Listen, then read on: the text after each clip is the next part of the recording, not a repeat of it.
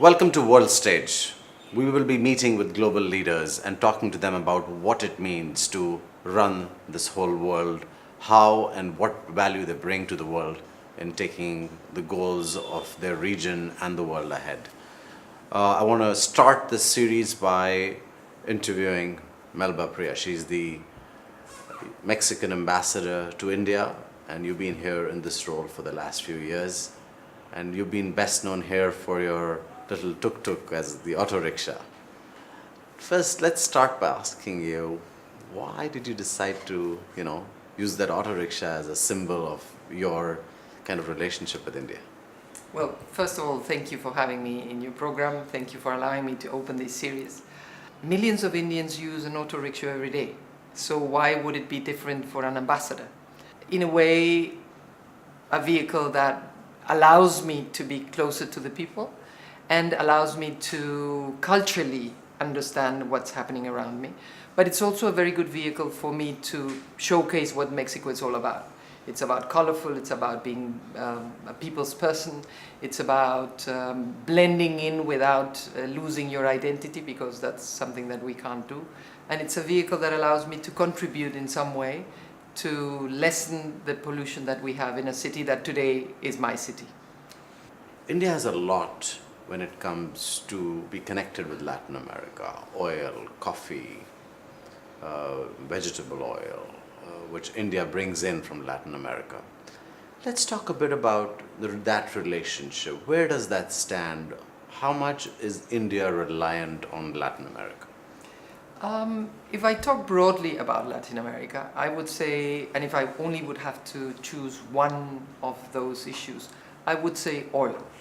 Latin America, Venezuela being the first one, Brazil being the second one, Mexico being the third one, are the countries that are helping India have security in everything that has to do with oil. But we are producing very heavy oil, and India is very good at refining that heavy oil. And now, slowly, finally, also high quality benzene or fuel. But we want much more relations with India. India benefits from tariffs that are anything between 6 and 10% in our markets, but we have to face tariffs that are up to 63% to 65%. So that is a very unbalanced tariff basis, because most of Latin America, especially Mexico, being the country that has more FTAs in the world and more access to free trade in the world, India is still a very protective country. It doesn't matter which of the many products that you admit into your country or that you sell out of your country. So you're benefiting from us, but you're not benefiting from that capacity to create and capacity to sell. You are the largest producer of mango in the world. Mexico is the largest exporters of mango in the world, even if we have much less production of mango, but we export much more than you. Why is that? What happens? Where is India missing out? Also, when you look at the trade with Latin America, India trades much less than it actually brings in from Latin America. What's that is missing from your perspective when you say?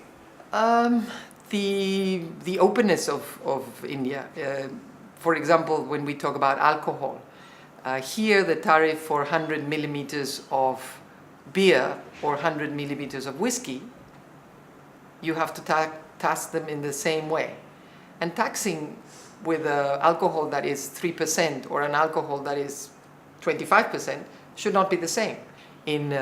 When you trade with Latin America and you're exporting whatever beer you're exporting, even if we are very big beer producers, that is one tariff. And if you're exporting something that has more alcohol, it's a completely different tariff. So India is waking up to free trade, but it's not yet where Latin America is. Mexico, India have more or less a $8 billion trade, which is a fairly good trade. You're very good in trading with Latin America because your base of trading is bigger than that of Latin America. And when I say this, I mean that half of the 8 billion is oil. So if you take the oil away, there are many more Indian products coming into Mexico and into Latin America than Mexican products and Latin American products coming into India, based on these differences that I am telling you, but also based on the opportunities that you are looking in our markets. Some factors, India and Latin America, have nothing to do with it. For example, you are producing a car in India that nobody produces that is called Vento. So that has benefited a lot to India. In the case of Mexico, why are we importing 1.5 million Ventos a year? Because Vento in Mexico is regarded one of the 4 taxis. Anybody can be a taxi driver when they have their license, but you can only use 4 types of cars. One of them is Vento. You have the technology and you have the science to produce a Vento for the world market. You also produce the standards for pollution testing. So the Vento that you sell to Mexico has a catalytic converter that has high quality catalytic converter.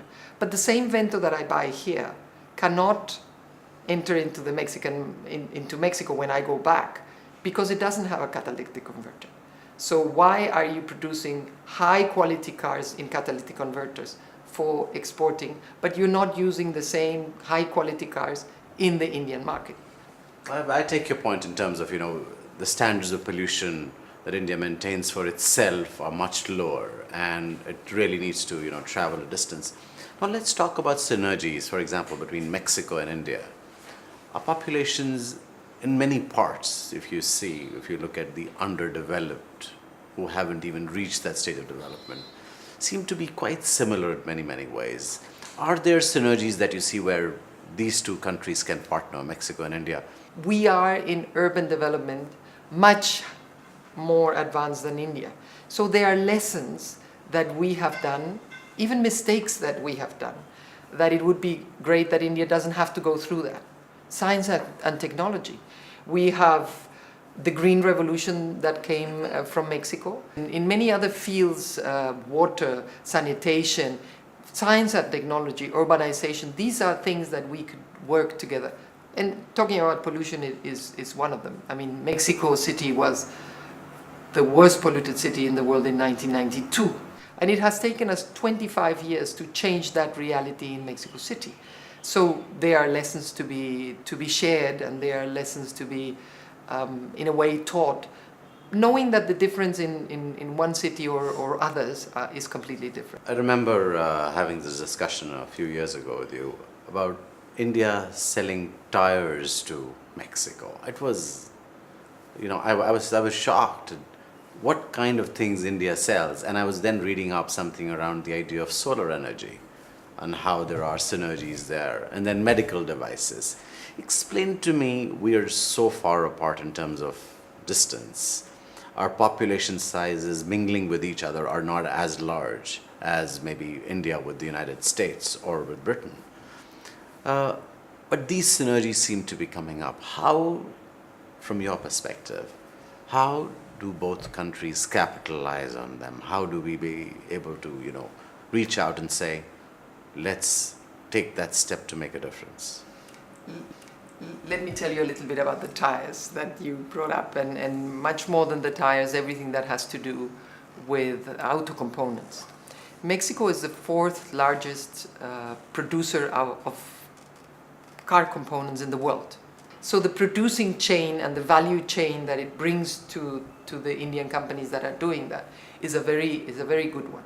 We are a country that we started our Made in Mexico campaign in the 60s. So the process of putting your society out there to producing a lot of industrial wealth is there for India to grab.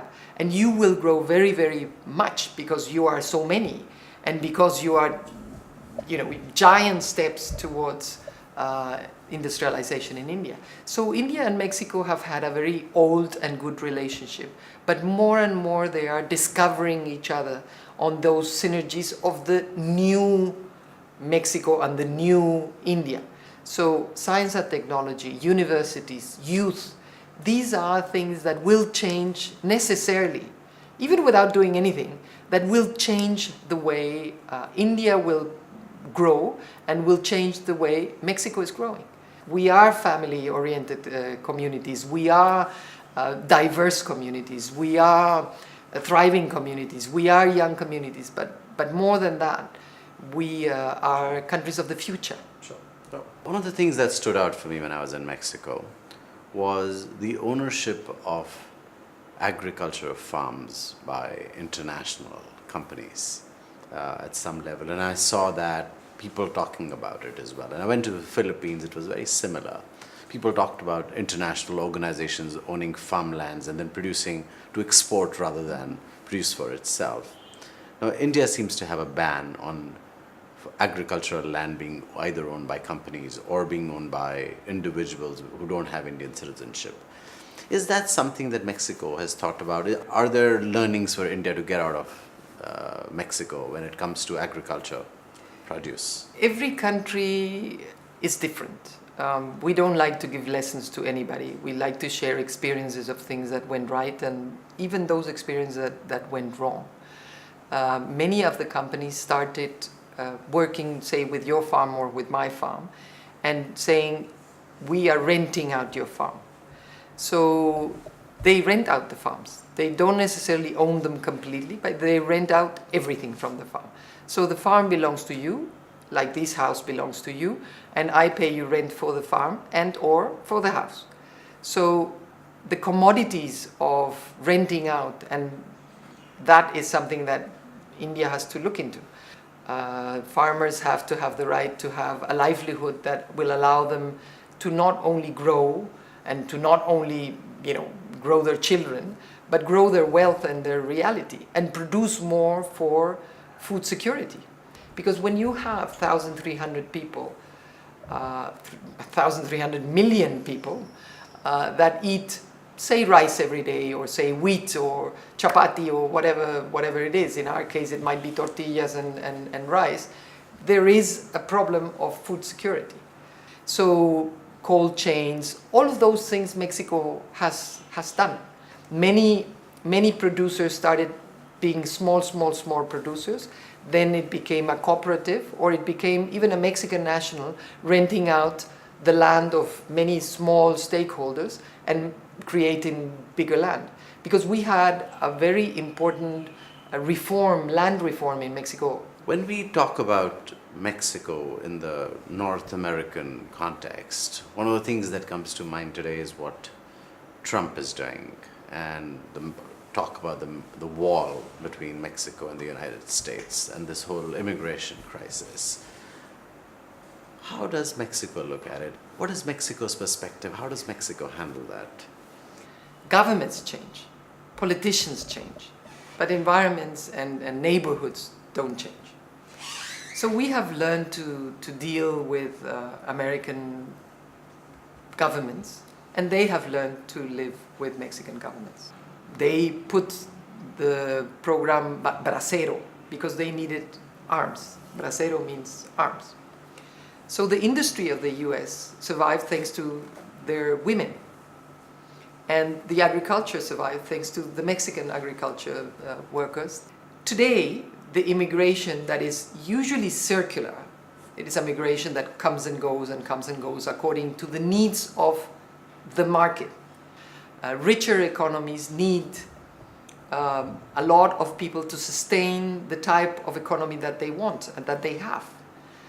Circular migration goes, as its name says it, if it is stational and agricultural, you start with strawberries in California and you end up with the Christmas trees in Oregon. We have more people returning to Mexico than going to the United States. Another thing that happened is that Mexico is a transit country for all of mainly Central America, but also South America. So we forget the complexity of the border and the attraction that the American society and the American economy has to many more migrants.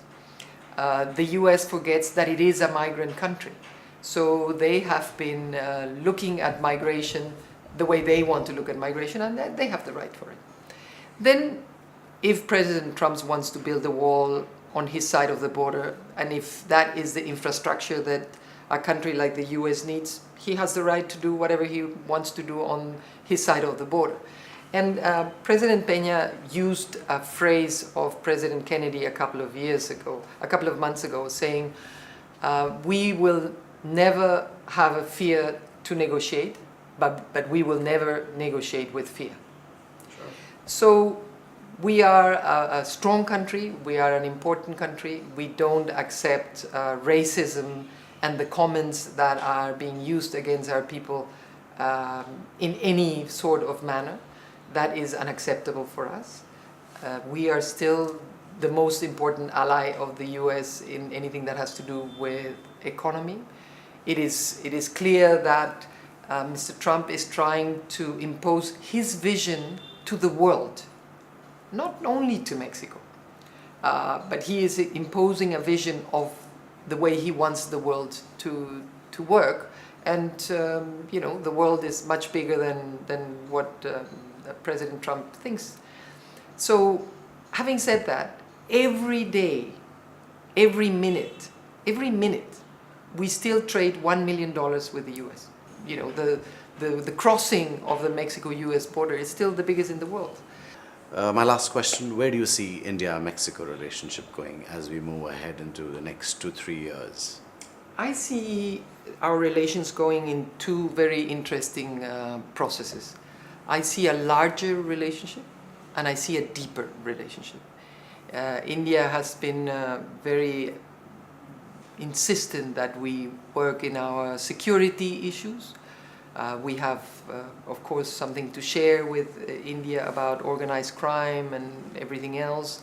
And India has many things to share with us about migration and border security and all of that. So that has to do with our strategic relationship.